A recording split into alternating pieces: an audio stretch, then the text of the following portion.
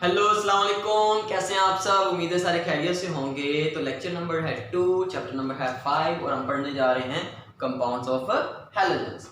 तो हैलोजन का जो सबसे पहला इंपॉर्टेंट कंपाउंड हमने पढ़ना है दैट आर द हाइड्राइड्स। ठीक है, हाइड्राइड बेसिकली आपके पास क्या होते हैं कि जब भी हैलोजेंस का हाइड्रोजन के साथ डायरेक्टली कोवेलेंट बॉन्ड हो तो उसे हम बोलते हैं हाइड्राइड। मतलब मान लिया कि आपके पास ये हैलोजन है, फ्लोरीन, क्लोरीन, ब्रोमीन, आयोडीन, तो अगर इनके साथ ऐसे हाइड्रोजन जुड़ जाए आपके तो HF, HCl, HBr and HI these are called as the hydrides. मतलब binary compounds of hydrogen are called as hydrides.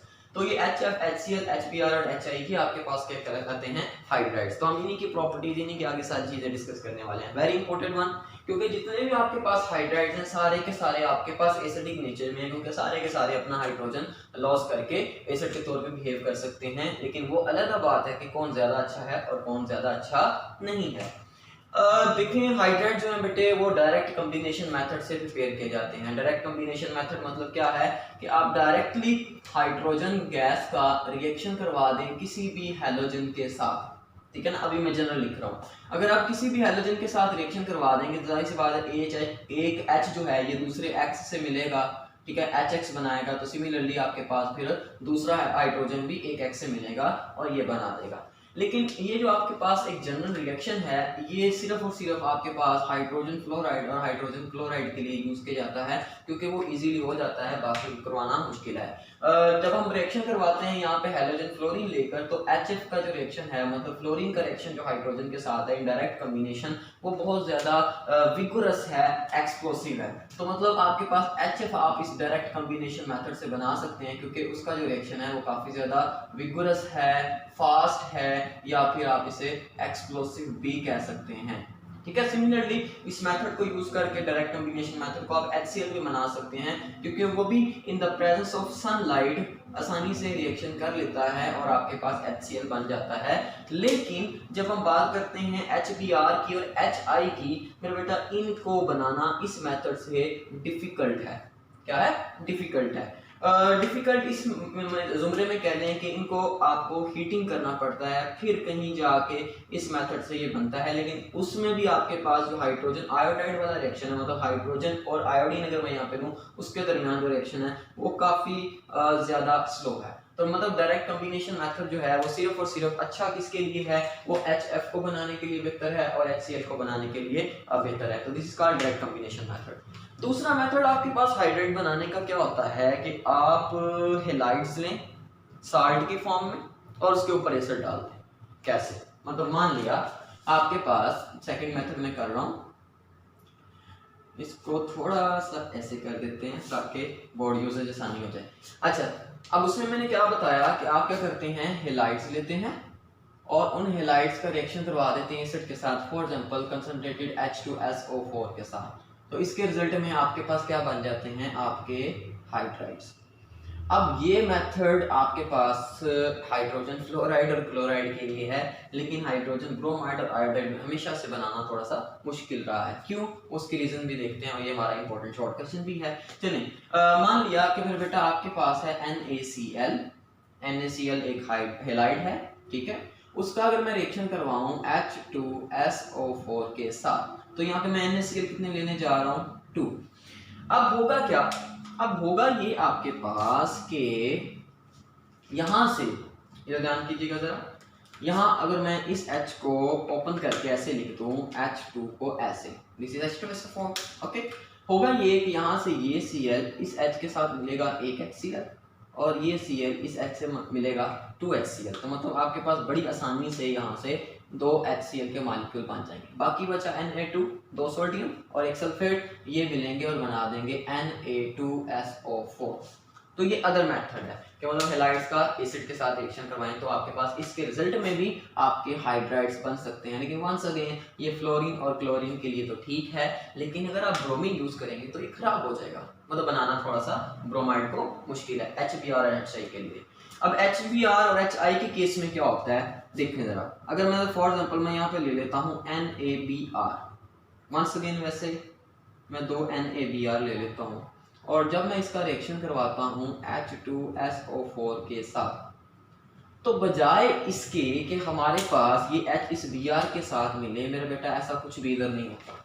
तो फिर कैसा होता है? होता ये है कि ये दोनों Br आपस में मिलते हैं और मॉलिक्यूलर फॉर्म में निकल आते हैं। मतलब अब आपके पास हाइड्राइड्स नहीं बन रहे, बल्कि ये Br2 बन जाएगा। मतलब ये इसके साथ नहीं मिलेंगे बल्कि खुद ही Br2 बना देंगे, ठीक है ना। तो फिर आपके पास मेरा बेटा यहाँ पे जब H2SO4 लेते हैं वो यहाँ पे 2 यूज होते हैं कुछ ऐसे। अब होगा क्या, बाकी फिर क्या होगा, बाकी ये जो 2 आपके पास Na बचे ये यहाँ से एक सल्फेट के साथ मिलेंगे और आपके पास क्या बना देंगे, ये आपके पास बना देंगे Na2SO4। अभी भी हमारे पास ये हाइड्रोजन और यहाँ से ये सारा कुछ बचा हुआ है। 2 हाइड्रोजन यहाँ से एक ऑक्सीजन लेंगे, 1 वाटर मॉलिक्यूल, ये 2 हाइड्रोजन यहाँ से एक ऑक्सीजन लेंगे, 2 वाटर मॉलिक्यूल। तो यहाँ पे एक और चीज आपके पास जो बनेगी वो होगी 2H2O। तो जब यहाँ से 2 ऑक्सीजन चले गए तो SO4 था तो अब SO2 रह गया, तो मतलब आपके पास बन जाएगी SO2 गैस।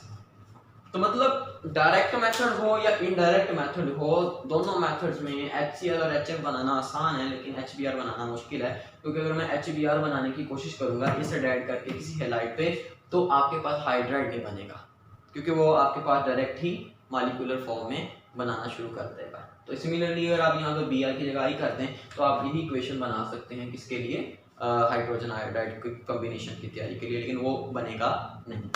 तो यहाँ पे एक शॉर्ट क्वेश्चन हमारे पास आता है कि आप एसिड का जब रिएक्शन हैलाइड्स के साथ करवाते हैं तो क्यों आप ब्रोमीन नहीं बना सकते और हाइड्रोजन ब्रोमाइड नहीं बना सकते। उसका आंसर फिर यही होगा कि वो डायरेक्ट आपके पास एटॉमिक फॉर्म में चला जाता है, तो it's not possible to prepare HBr by this method. Link है, चले ओके।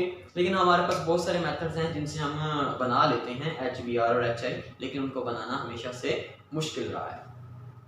अब थोड़ा सा आगे मूव करते हैं प्रॉपर्टीज की तरफ के प्रॉपर्टीज हमारे पास क्या हैं। देखिए हमारे पास 4 बेसिकली हाइड्राइड्स हैं, HF, HCl, HBr and HI। आगे मैं फिर इन सब की प्रॉपर्टीज के ट्रेंड्स आपको बताता हूँ, लेकिन अभी इसको जरा जनरली हम पढ़ने की कोशिश करते हैं कि हमारे पास बेसिकली है क्या। सबसे इंपॉर्टेंट है आपके पास HF hydrogen fluoride. Hydrogen fluoride आपके पास काफी ज्यादा कह लें कि रिएक्टिव है।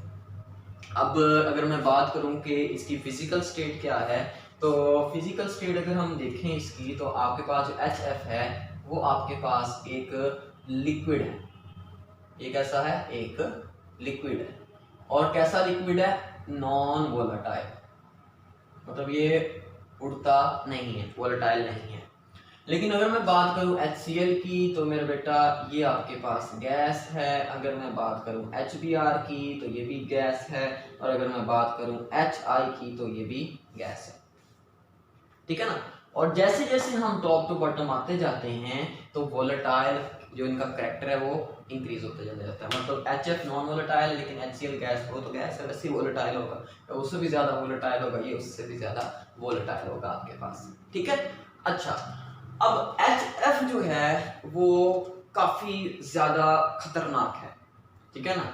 अब इसको मेरा बेटा हम ग्लास की बोतल के अंदर स्टोर नहीं कर सकते, क्यों? क्योंकि जो HF है वो इसके साथ रिएक्ट कर जाता है।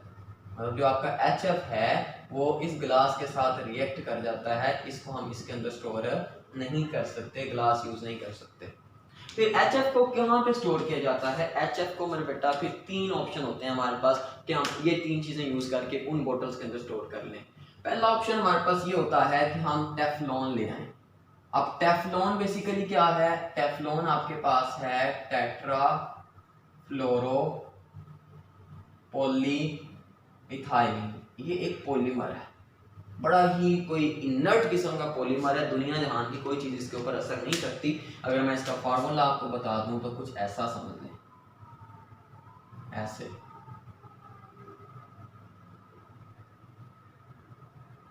ये ऐसे पॉलीमर होता है, आगे कार्बन की लंबी लंबी चेन्स हैं और ये यूनिट बार बार रिपीट होता है।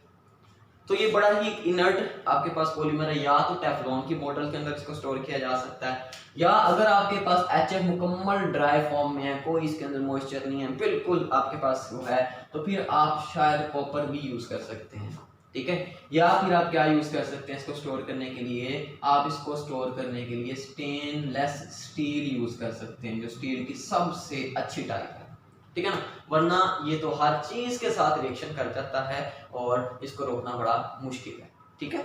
अच्छा, एक और इम्पोर्टेंट चीज जो HF के अंदर है वो है इसकी हाइड्रोजन बॉन्डिंग, बहुत इंपॉर्टेंट प्रॉपर्टी है। तो मैं HF की हाइड्रोजन बॉन्डिंग को डिस्कस करता हूँ। अब इस हाइड्रोजन बॉन्डिंग की वजह से जो आपका HF है उसकी जो प्रॉपर्टीज हैं वो तमाम दूसरे हाइड्राइड से बेहतर हैं या तमाम दूसरे हाइड्राइड से किसी न किसी तरह से डिफरेंट है, ठीक है ना। अब आप जानते हैं, आपने फर्स्ट ईयर में पढ़ा था कि जो HF होता है इसके अंदर हाइड्रोजन और फ्लोरीन के दरमियान बॉन्ड है।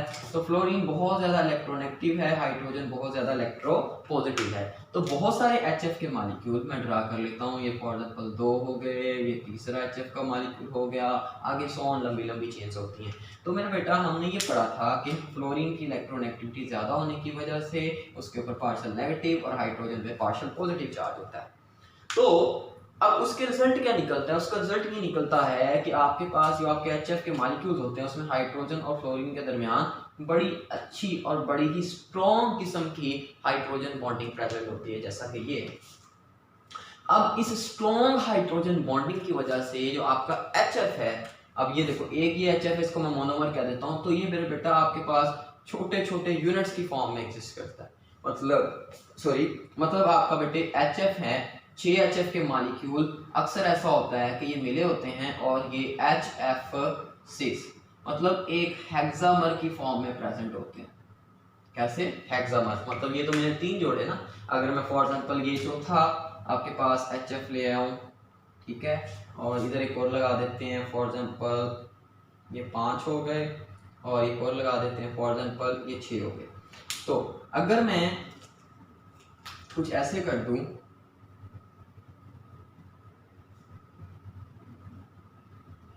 तो आपके पास जो आपका HF है ना उसके अंदर इतनी स्ट्रॉन्ग हाइड्रोजन बॉन्डिंग है कि ज्यादातर इसके जो 6 आपके पास कह लें कि मॉलिक्यूल होते हैं HF के, वो आपस में जुड़ के ऐसे या तो चेन की फॉर्म में होते हैं, ठीक है, या तो मतलब वो कि हेक्सामर जो बनेगा ये चेन की फॉर्म में ऐसे मतलब 6 इकट्ठे मिलके रहेंगे, ऐसा लगेगा एक ही यूनिट है, ठीक है। या फिर मेरा बेटा दूसरा ऑप्शन ये भी है कि ऐसे साइक्लिक फॉर्म में आ जाएं और रिंग बना दें। इतनी स्ट्रॉन्ग बॉन्डिंग है हाइड्रोजन किसके अंदर? HF के अंदर। अब इसी स्ट्रॉन्ग हाइड्रोजन बॉन्डिंग की वजह से HF का melting point, boiling point, heat of vaporisation, heat of fusion, each and everything is greater than other halogens. मतलब HF पहले और बाकी सारे बाद में, ठीक है ना। तो ये इस फॉर्म के अंदर मोस्ट ऑफ द टाइम आपका एग्जिस्ट करता है। तो बड़ी स्ट्रॉन्ग हाइड्रोजन बॉन्डिंग है HF के अंदर, ठीक है। अच्छा, एक और चीज ये है, आपके पास इस स्ट्रॉन्ग हाइड्रोजन बॉन्डिंग की वजह से आपके पास जो HF का मॉलिक्यूल है ना, HF है जो आपके पास, क्योंकि इसमें देखो ये जो हाइड्रोजन है, ये जो हाइड्रोजन है, ये जो हाइड्रोजन है, ये जो हाइड्रोजन है, ये जो हाइड्रोजन है, ये 2 हाईली इलेक्ट्रोनेगेटिव एलिमेंट्स के अंदर मतलब फंसा हुआ है, ट्रैप हुआ पड़ा है, ठीक है ना। तो ये हाइड्रोजन कैसा है? ये ट्रैप हुआ पड़ा है। मतलब आपके पास HF के मॉलिक्यूल्स होते हैं उनके लिए बड़ा मुश्किल है हाइड्रोजन को लॉस करना, आयोनाइज करना।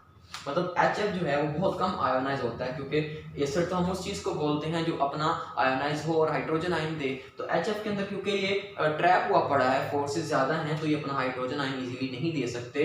इसकी वजह से अपनी स्ट्रॉन्ग हाइड्रोजन बॉन्डिंग की वजह से मेरे बेटा जो HF होते हैं वो आपके पास मतलब हाइड्रोजन फ्लोराइड जो है वो एक वीकर एसिड है। कैसा एसिड है? वीकर एसिड है। तो ये इसकी बड़ी इंपॉर्टेंट प्रॉपर्टी है, ठीक है ना। तो अब इसी हाइड्रोजन बॉन्डिंग की वजह से जितनी भी प्रॉपर्टीज हैं HF की वो ज्यादा हैं as compared to HCl, as compared to HBr, as compared to HI। लेकिन एक प्रॉपर्टी जो इसकी सब दूसरों से कम है वो है इसकी एसिडिकल नेचर, और वो इसकी ट्रैप्ड हाइड्रोजन की वजह से है। तो आपने फर्स्ट ईयर में भी शॉर्ट क्वेश्चन पढ़ा था कि why HF is a weaker acid than HI, कि HI से ये वीकर एसिड क्यों है, ठीक है। अब आगे मैं इसकी प्रॉपर्टीज को फर्दर एक्सप्लेन करता हूँ, इसके ट्रेंड्स को एक्सप्लेन करता हूँ। तो आगे चलते हैं, तो आगे मूव करते हैं। आगे हमारे पास फर्दर प्रॉपर्टीज हैं, लेकिन उससे पहले कुछ ऑर्डर्स ऑफ इंपॉर्टेंट प्रॉपर्टीज। ये ऑर्डर्स बड़े इंपॉर्टेंट हैं इस चैप्टर के अंदर, बहुत काम आने वाले हैं आपके पास एंटी टेस्ट के अंदर भी। तो सबसे पहले अगर मैं बात करूं बॉइलिंग पॉइंट की, तो बॉइलिंग पॉइंट हमने ये देखा है कि आपके पास जो हाइड्रोजन फ्लोराइड है उसका बॉइलिंग पॉइंट सबसे ज्यादा होता है, उसके बाद हाइड्रोजन आयोडाइड, और उसके बाद फिर आपका HBr है, और उसके बाद है आपका HCl। हाइड्रोजन फ्लोराइड का बॉइलिंग पॉइंट ज्यादा होने की वजह वंस अगेन जो भी से हम डिस्कस करते आ रहे हैं वो है उसके अंदर मौजूद हाइड्रोजन बॉन्डिंग। तो सर आपके पास हाइड्रोजन आयोडाइड में ऐसा क्या हुआ? हाइड्रोजन आयोडाइड में जो आपके पास उसका बॉइलिंग पॉइंट ज़्यादा होने की वजह उसका है लार्ज साइज, क्योंकि लार्ज साइज की वजह से और भी बहुत सारी फोर्सेस यहाँ पे आ जाती हैं। फॉर एग्जांपल जिन्हें हम लंदन डिस्पर्शन फोर्सेस या फिर हम जिन्हें वंडर वाल फोर्सेस कहते हैं, ठीक है। और HBr HCl का ड्यू टू सम रीजन आपके पास कम ही होगा बॉइलिंग पॉइंट, लेकिन वो हमारा मेन टॉपिक नहीं, अभी बस आप ये ट्रेंड याद रखें। सिमिलरली अगर मैं बात करूं मेल्टिंग पॉइंट की, तो मेल्टिंग पॉइंट में HI का once again due to the stronger van der Waals forces और लार्जर साइज क्योंकि आयोडीन का होता है तो इसका मेल्टिंग पॉइंट ज्यादा होता है। वैसे भी ये सॉलिड है तो मेल्टिंग पॉइंट तो इसी का ही होगा, तो इसका सबसे ज्यादा होता है। और उसके बाद अगर मैं बात करूं तो फिर HF है और आगे फिर वही HBr है और सबसे कम होता है HCl का, ठीक है। तो ये आपके पास दो बड़े इंपॉर्टेंट ऑर्डर है। बॉन्ड एनर्जी की अगर मैं बात करूं तो जैसे जैसे हम टॉप टू बॉटम मूव करते हैं तो बॉन्ड एनर्जी बेटा डिक्रीज होती है। HF सबसे स्ट्रॉन्ग बॉन्ड है, उसके बाद HCl है, फिर HBr है और सबसे जो वीकर बॉन्ड है वो HI है, मतलब HI जल्दी से टूट सकता है। सिमिलरली डायपोल मोमेंट की बात करें तो जैसे जैसे हम टॉप टू बॉटम मूव करते हैं हैलोजन एसिड्स में तो HF के अंदर क्योंकि इलेक्ट्रोनेगेटिविटी का डिफरेंस ज्यादा है तो डायपोल मोमेंट इसका सबसे ज्यादा होता है, सबसे ज्यादा पोलैरिटी इसकी होती है। तो ये डायपोल मोमेंट का ऑर्डर असल में पोलैरिटी ऑर्डर भी हो सकता है। तो ये HCl है और उसके बाद HBr और सबसे कम डायपोल मोमेंट है आपके पास HI का। एसिडिक स्ट्रेंथ जो कि हमने अभी एसिडिक नेचर को डिस्कस करना है, अभी हमने थोड़ी देर पहले डिस्कस किया कि HF के अंदर हाइड्रोजन बॉन्डिंग स्ट्रॉन्ग है, लेकिन जैसे जैसे हम नीचे आते जाते हैं HI तक जाते हैं तो हाइड्रोजन बॉन्डिंग बहुत वीक होती है। वैसे भी देखिए बॉन्ड एनर्जी हाइड्रोजन आयोडाइड की सबसे कम है, तो जिसकी वजह से हम ये जानते हैं कि अगर मैं देखूं हाइड्रोजन आयोडाइड सबसे स्ट्रॉन्ग एसिड है, उसके बाद आपके पास हाइड्रोजन ब्रोमाइड और उसके बाद आपका HCl और सबसे जो वीक एसिड है वो आपका पास है HF। तो इसी ऑर्डर को मैं इधर भी लिख देता हूँ कि सबसे जो स्ट्रॉन्ग एसिड है वो HI है, ठीक है, क्योंकि इसके अंदर हाइड्रोजन बॉन्डिंग सबसे वीकर है, बॉन्ड एसोसिएशन एनर्जी इसकी सबसे कम है। तो आपके पास HI, फिर उसके बाद HBr, फिर उसके बाद HCl और सबसे ज्यादा वीकर बॉन्ड है HF, मतलब सबसे कम एसिडिक स्ट्रेंथ किसकी है? HF की। One of the important topic that is the reducing power, कि रिड्यूसिंग पावर किसकी ज्यादा है। तो देखें रिड्यूसिंग पावर क्या है कि दूसरों की रिडक्शन कर देना, मतलब अपनी ऑक्सीडेशन कर लेना, ठीक है ना। अब देखिए आपके पास अगर किसी हैलोजन एसिड ने एज अ रिड्यूसिंग एजेंट काम करना है, कोई भी है, तो मतलब वो दूसरों को हाइड्रोजन दे दे, दूसरों की रिडक्शन कर दे। अब दूसरों को हाइड्रोजन देना आसान कब होगा? जब ये हाइड्रोजन आसानी से अलग हो सकता हो। और हाइड्रोजन आसानी से अलग कब होगा? जब बॉन्ड एनर्जी कम होगी ताकि ये टूटे और दूसरों को मिले। तो आपके पास जो HI है, हाइड्रोजन आयोडाइड है मेरे बेटा, उसकी बॉन्ड एनर्जी सबसे कम है, ठीक है। तो मतलब वो आसानी से बॉन्ड टूट सकता है और दूसरों को हाइड्रोजन मिल सकता है। उसके अंदर हाइड्रोजन बॉन्डिंग सबसे कम है, ठीक है, तो मतलब उसकी एसिडिक स्ट्रेंथ सबसे ज्यादा है, वो अपना आसानी से हाइड्रोजन दे सकता है। तो इस वजह से जो आपका हाइड्रोजन आयोडाइड है ये सबसे स्ट्रॉन्गेस्ट रिड्यूसिंग एजेंट है अमंग द हैलोजन एसिड्स। तो मतलब अगर मैं इसका ऑर्डर लिख दूं रिड्यूसिंग पावर का तो HI सबसे अच्छा रिड्यूसिंग एजेंट है, उसके बाद आपका HBr है, उसके बाद आपका HCl है और सबसे वीकर HF है, ठीक है ना। अब इसकी हाइड्रोजन आयोडाइड को अगर आपने समझना है, फॉर एग्जांपल अगर आप इसका रिएक्शन करवा दें सल्फर के साथ तो होगा क्या? होगा ये कि ये अपने हाइड्रोजन सल्फर को दे देगा। अगर मैं यहाँ पे दो हाइड्रोजन आयोडाइड लूंगा तो ये दो हाइड्रोजन और एक सल्फर मिलेंगे और ये बना देंगे H2S और यहाँ पे फिर दो आयोडीन होंगे तो वो ये बना देंगे I2 मॉलिक्यूल। अब अगर यहाँ पे देखें तो यहाँ पे आयोडीन की ऑक्सीडेशन स्टेट है -1, लेकिन जब आयोडीन यहाँ चला गया तो उसकी ऑक्सीडेशन स्टेट होगी 0, मतलब आयोडीन ने क्या किया? लॉस ऑफ इलेक्ट्रॉन, मतलब आयोडीन ने अपनी क्या कर ली? ऑक्सीडेशन। लेकिन यहाँ पे था ये +1, अब ये देखें, सॉरी सल्फर को देखना था, अब यहाँ पे देखें ये सल्फर था 0, लेकिन यहाँ पे आके ये -2 हो गया। तो 0 से -2 का सफर मतलब यहाँ पे क्या हुआ है? गेन ऑफ इलेक्ट्रॉन, मतलब इसकी क्या हो गई है? रिडक्शन। मतलब हाइड्रोजन आयोडाइड ने सल्फर की कर दी है रिडक्शन, मतलब इसने एक्ट किया है एज रिड्यूसिंग एजेंट, ठीक है ना। और रिड्यूसिंग एजेंट वो अच्छा है जो कि आसानी से बॉन्ड तोड़े, जो कि आसानी से अपना हाइड्रोजन दे दे, ठीक है ना। तो ये मेरा बेटा आपके पास रिड्यूसिंग पावर हो गई, ठीक है। ऑक्सीडाइजिंग पावर ऑफ हैलोजेंस उसको अलग रखना, ये है आपके पास reducing power of hydrogen halides, मतलब HX, उसमें कंफ्यूजन नहीं होनी चाहिए, ठीक है। तो ये आपके पास हो गया। तो इसी के साथ अब आखिरी जो पॉइंट है उसको डिस्कस कर लेते हैं कि हीट ऑफ फॉर्मेशन किसकी सबसे ज़्यादा है। तो हीट ऑफ फॉर्मेशन डेफिनेट सी बात है, आपके पास HF की ज़्यादा होगी क्योंकि वो ज़्यादा स्ट्रॉन्ग बॉन्ड है तो ज़्यादा हीट निकलेगी, HCl की उसके बाद, फिर उसके बाद HBr की, और सबसे कम जो हीट ऑफ फॉर्मेशन होगी वो हाइड्रोजन आयोडाइड की होगी। तो बेटे इसी के साथ आपके पास जो हाइड्राइड्स हैं जो कि कंपाउंड ऑफ हैलोजेंस हैं ये आपके पास पूरा होता है। तो इंशाल्लाह अब नेक्स्ट टॉपिक पढ़ेंगे that are the oxides of halogens, जो कि एक बड़ा इंपॉर्टेंट टॉपिक हो सकता है क्योंकि उसमें से शॉर्ट क्वेश्चन बनते हैं और थोड़ा समझने वाला भी है, ठीक है ना। तो तब तक के लिए थैंक यू वेरी मच, दुआओं में याद रखिएगा, अपने दोस्तों के साथ ये शेयर करें ताकि वो भी अच्छी तरीके से इसकी तैयारी कर सकें। बाकी नोट्स वगैरह अपलोड किए हुए हैं वो भी चेक करते रहिए, मैं कोशिश कर रहा हूँ कि साथ साथ हर चीज़ अपलोड करता जाऊँ, लेकिन टाइम जितना मिलेगा मैं उतना ही कर सकूँगा। तो दुआओं में याद रखिएगा, थैंक यू वेरी मच, अल्लाह हाफिज़।